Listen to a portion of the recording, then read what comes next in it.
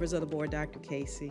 Thank you for the opportunity to present HR's FY21 annual report. I have with me today Nancy Brooking and Candace Lackey. They are the assistant directors of HR, and they will be presenting with me.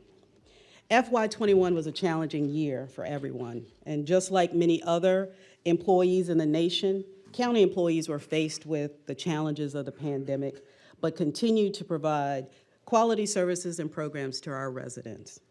Today, we will provide you with an overview of HR's programs and services delivered in support of our workforce during FY21. Before we begin presenting our report, a few comments about the HR department. HR has 25 employees that make up 5 core HR teams. Those teams include employment, compensation and benefits, administration, employee relations, and human resource information systems. The team works hard to stay abreast of industry standards through professional development opportunities. Many of our HR staff hold HR certifications, professional designations, and advanced degrees. Another major division of our HR department is the Employee Medical Center, which has 5 medical providers, including 1 physician, 4 nurse practitioners, along with 3 LPNs and medical support staff. I'd be remiss if I didn't take an opportunity to thank both the HR staff and the EMC staff for what they do every day and what they've done throughout this pandemic. I'm very blessed to have each and every one of them on our team. So the county has the same challenges as all other employers, attracting and retaining talented employees, especially in today's labor market. And that is what we spend the bulk of our time trying to perfect. We strive to offer competitive pay and benefits. As you know, the county, under this board's leadership, developed and implemented a new public safety pay plan that addressed both market and compression concerns. County and schools also began addressing pay for teachers and other school-based positions. Currently, the county and HR staffs are partnering on our 3rd pay study for the remaining employees, both on the county and school side. Another important issue for both employees in the public and private sector is maintaining a work-life balance.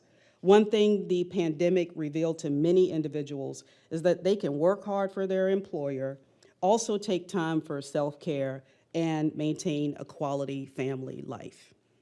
The county continues to put programs in place to assist our employees with maintaining a better work-life balance. Now I'll turn it over to Candace Lackey, who will come and give us ways we recruit. Candace.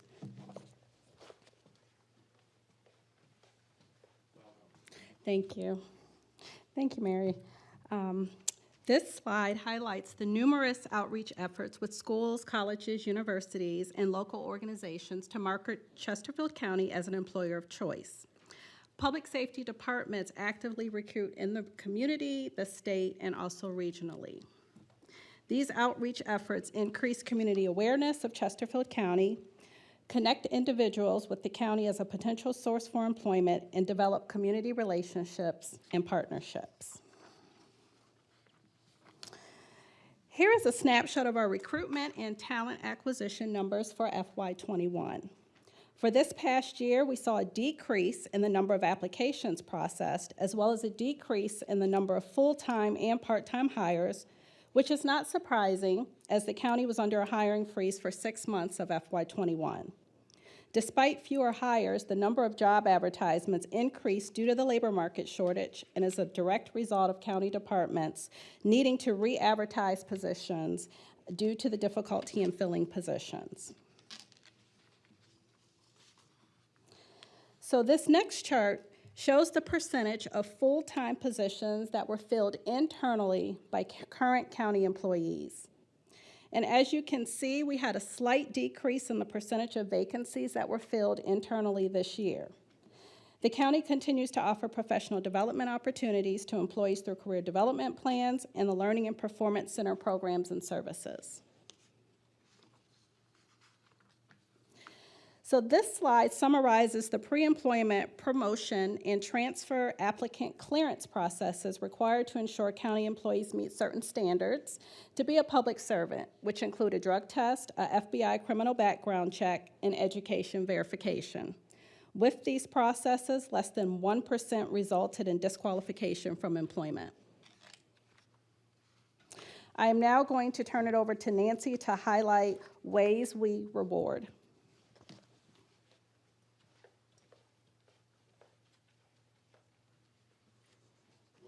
Welcome. Thank you, Candace.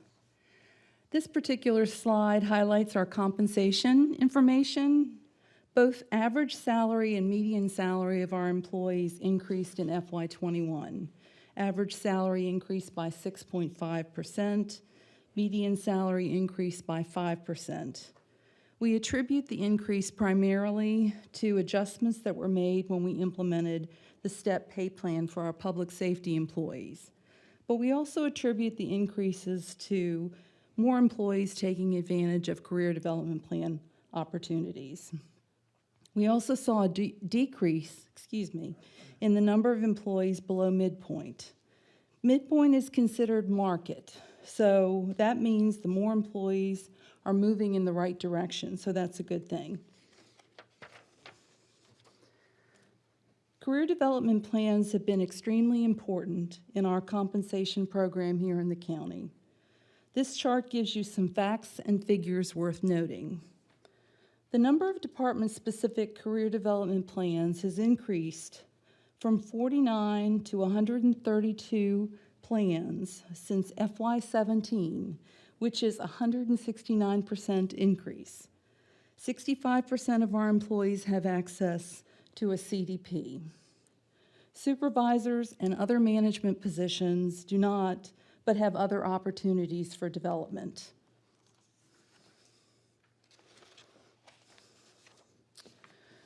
This slide shows health and dental benefits for the county. Although we participate, or partner, I should say, with schools on our health and dental plans, this slide shows health and dental information for county only, although I will touch on some of the numbers to include schools. The county spent over $36 million on health care in FY21. Annually, the county and schools combined spent $133.5 million, which came from that number came from our most recent RFP analysis. We've been able to keep costs down through the use of the Employee Medical Center, wellness incentives, and the high deductible plan have also been factors. Employees used less medical services, going to the doctor, having fewer elective procedures done during the pandemic because they wanted to stay away from doctors' offices. We had about 4,600 employees enrolled in dental insurance.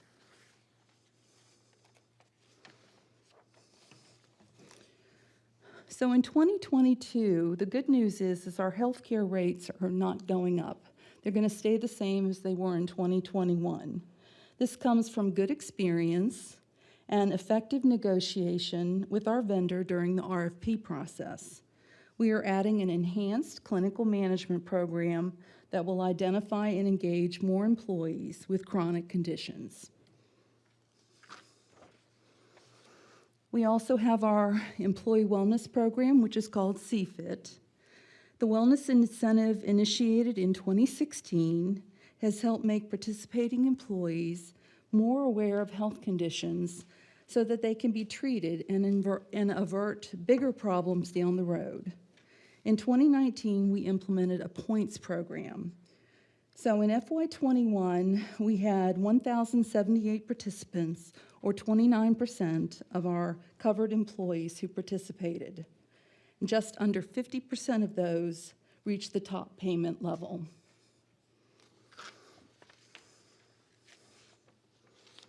The Employee Medical Center provides services to both county and schools employees, so the numbers on this slide include both. We avoided about 1,562 $1,000 in claim costs in FY21, which shows us the key role the Employee Medical Center played as a resource for COVID cases and testing. We had over 8,000 COVID tests, visits and tests performed by the EMC, so they were very busy last year. The retirement outlook, we had 101 retirements in FY20, and we have 113 in FY21, so there's regular, just normal expected growth. We also have 333 employees who are eligible for full retirement by July 1st of 2022. In addition to the Virginia Retirement Plan, the county allows programs for employees to contribute to their retirement. We offer 2 deferred compensation plans. One is with Empower, which is available to all employees, and the other is through the VRS Hybrid Plan and is only available to employees in that plan. We have excellent participation at 66% when the national average is 54%. Our leave utilization programs, we have PTO and our paid time off and the traditional leave program. The average leave usage remains lower for PTO. 28% of our employees are in the traditional leave plan and 72% are in the PTO plan. The average number of PTO days used in FY21 was 25 days, which is a little higher than it was in FY20. For those in the traditional leave plan, their usage stayed the same at 32 average days. We recently added an ongoing PTO enrollment so that employees could have an opportunity to switch if they wanted to. Back in January of 2020, and we may have mentioned this last year, we implemented a paid parental leave program. It's very popular. The largest percentage is used for the non-birthing parent to bond with the new baby. It is also important to note that this slide does not include other types of leave that may be available to the birthing parent, such as sick leave or short-term disability. In late FY20, in response to issues related to the pandemic, the federal government enacted the Families First Corona Response Act. It was effective until December 31st of 2020. Since then, the county has continued to provide emergency quarantine leave to employees who are unable to work because they've been exposed to COVID in the workplace, primarily human services employees and public safety. Now I'm going to turn it back over to Candace to talk about the ways we retain. Thank you.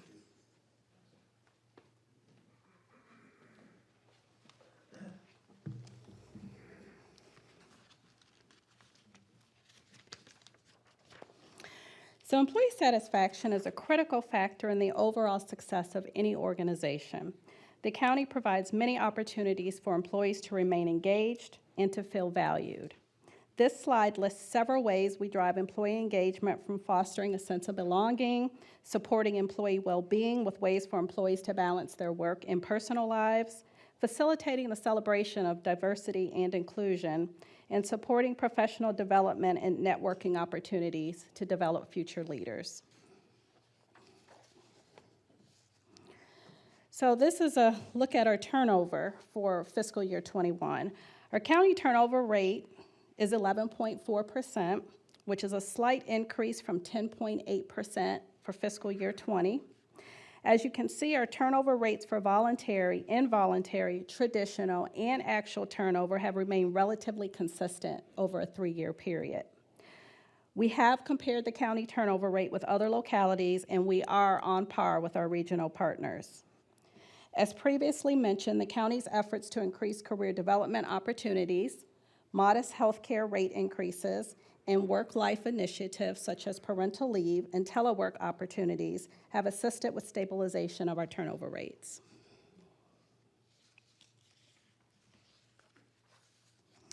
The county saw a significant decrease in formal employee relations matters for FY21.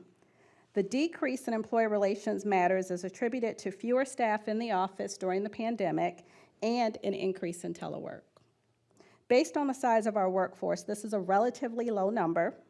Just like in prior years, we attribute this to the efforts of HR, the county attorney's office, department leaders and managers, who all support proactive measures to maintain work environments that are free from discrimination and harassment.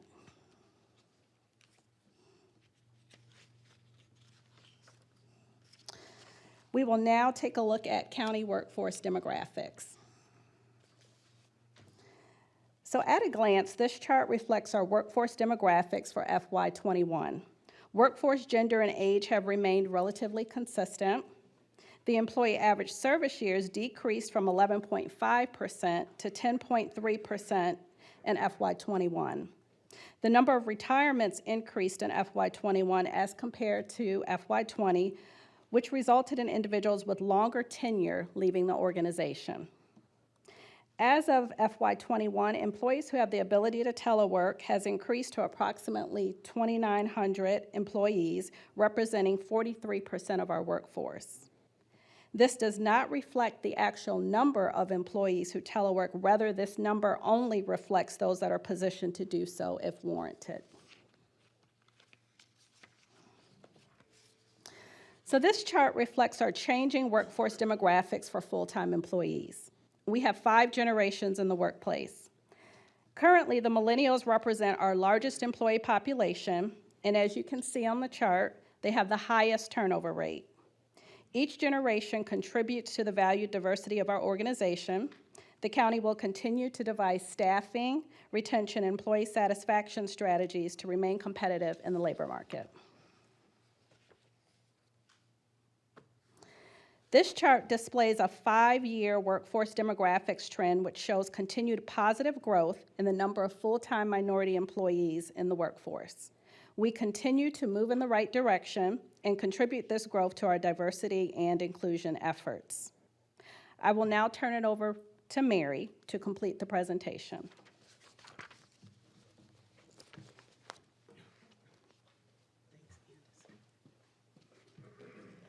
So we know the board receives regular briefings on COVID cases in our workforce. This is just a high-level recap that gives you cumulative data regarding COVID work performed by our employee medical center. The chart shows you FY21 figures, but I'd want to point your attention to the right column, which shows you cumulative totals for COVID visits, employees tested, and positive cases since the pandemic started and through the end of October 2021. As you can see, a great deal of work has occurred by the Employee Medical Center for both county and schools employees. And during a time when county employees were experiencing so much due to the impact of the pandemic, the county received national and state recognition for how it values its employees. Those awards include Forbes magazine's Best in State Employer for the state of Virginia, and Top Workplaces National for Diversity, Equity, and Inclusion Practices. Both of these awards were given based on feedback from our employees. They were surveyed anonymously and responded to questions concerning how they felt about Chesterfield County as an employer. These awards are very impressive, but the fact that our employees enjoy where they work, that's really, in our opinion, the greatest recognition. Speaking about our diversity efforts, we continue to enhance the county's cultural and religious holiday calendar. It's available to both our residents as well as our employees on our website, chesterfield.gov. It now includes presidential and gubernatorial proclamations. And employees now can import all of the observances onto their Outlook calendars for easy access. And we'll be making plans in the near future to make that feature also available to our residents. So we shared this exact same slide last year during our presentation to show you the projects that we had hoped to accomplish over the upcoming 18 months. We feel like we're well on our way. Several of these are ongoing initiatives, but those that are in in bold print are the remaining few we're currently working on, and one of those being the pay study for the remainder of the workforce. So as we wrap up today's presentation, listed here are a few more ways in which HR supported the workforce during FY21, and I'll highlight just a couple. As you know, HR spearheaded this board's employee recognition initiative back in May for Public Service Recognition Week. And in collaboration with the Citizen Information and Resources Department, we delivered a box of Girl Scout cookies along with a personalized thank you note from the Board of Supervisors and the County Administrator to each of our 4,200 employees. There are a lot of cookies in the HR department. Outstanding, Mary. Outstanding job. It was a big hit amongst our workforce. Also, another big hit was the net proceeds from the sale of the cookies came back to Girl Scout troops in Chesterfield County. Lastly, we are very proud of the work the county's employee resource groups do for our workforce and in our community. HR provides support to many of them. These groups include the Chesterfield Young Professionals, the Diversity Advisory Committee, the Work-Life Committee, the Chesterfield Employees Association, and the CFIT Wellness Committee. Employees having a voice in the organization's personnel policies and practices is just another attribute that makes Chesterfield unique and a great place to work. So this concludes our FY21 presentation. I have some other staff with us today, the rest of HR's management team. Laura Jensen, practice manager for the Employee Medical Center. Would you stand so that we might see you and greet you? Hello. Liz Marker, our Chief of Administrative Services. Hi, does all Liz. those great reports and Great. keeps us straight. And Christy Brittle, she's our Christy. Compensation and Benefits Manager. Excellent. And we also have Chris Daniel. He's a new employee in HR. He's working in our compensation and benefits section. Excellent. He's a compensation expert. This is his first time seeing this presentation, so we brought him along too. That's nice. Yes, sir. Board members, any questions or comments at this point? Board members. I had a question, and that was, so I noticed the number of people who are filling internal vacancies going down, and is that a result, at least in part, of all of these career development opportunities within the roles that we have added over the last 5 years? In other words, people are getting an opportunity to move up where they are, and so maybe there's sometimes more hesitancy to move to a different department or a different role within the organization. I was just curious. Exactly, and I think we talked about that last year. A lot of times employees want to grow their positions this way rather than this way, and just the mere fact that so many of our employees are taking advantage of career development, getting more experience, getting more opportunities for career growth, and then getting additional compensation. Yes, I really believe that has made a huge impact on the number of internal promotions that happen, because they can excel in their careers right where they are.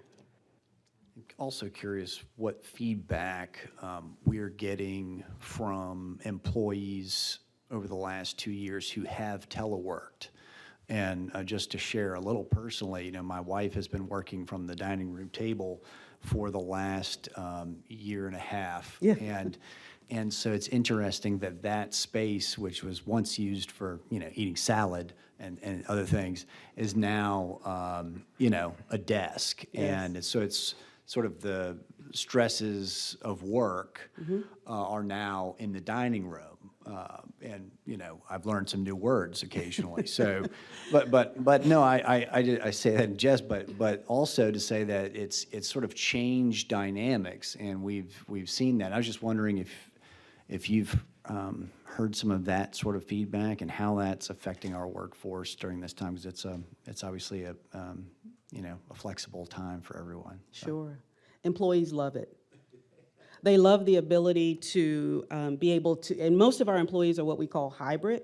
They work some from home, and then some in the workplace, and they like that balance. I don't think we have very many employees that work 100% from home. So they like that opportunity to, work in the workplace and still have that collaboration and teamwork that they love, but then also have that flexibility to work from home. It is almost required nowadays when you talk about recruitment. Every employer is offering that ability to telework. Some offer it, 100% of the time, but as public servants, we believe it is important to, come into the workplace for many varied reasons. But yes, in order to be competitive in today's market, you almost have to have a telework program. And just one more question, Mr. Chairman, and that is, are we studying that for the future in terms of implementation, making that easier? I know you said 43% of the workforce can telework. Obviously, there are some jobs that that's just not going to work. Correct. I'm not talking specifically to the utilities department, but thinking that's the first job that sort of comes to mind. It's really hard probably to do that in some of those sorts of jobs. But are we expanding that with an eye on the future? So one of the things we did last year was we had telework guidelines, but now we have a telework policy. And we've asked departments to, of course, they had a pandemic telework schedule, but to now look at, as we get hopefully closer to the pandemic, ending, that you, as a department, will have more of a permanent telework schedule, where that might be, a couple days in the office, a couple days at home. So yes, we are encouraging that we come up with ways to make that a more permanent part of our employees' work schedule. And we have the equipment to do it, and now we have a policy that supports it as well. Ms. Selby, if I could just add Yes, to sir. that, when we refer to this too, it's not just a standard 8:30 to 5 shift either. Some of our teleworkers are working nights and weekends, and there's a responsiveness that's happening to citizens and businesses that we were not otherwise providing. In fact, I've actually gotten complaints from some people saying, why are we working people so late at night? And some of those people, that's their preference. They might have a child commitment. They may want to walk their dog for an hour in the middle of the day, but the departments are left to the accountability that everyone is served 8:30 to 5, whoever's calling us and needing us.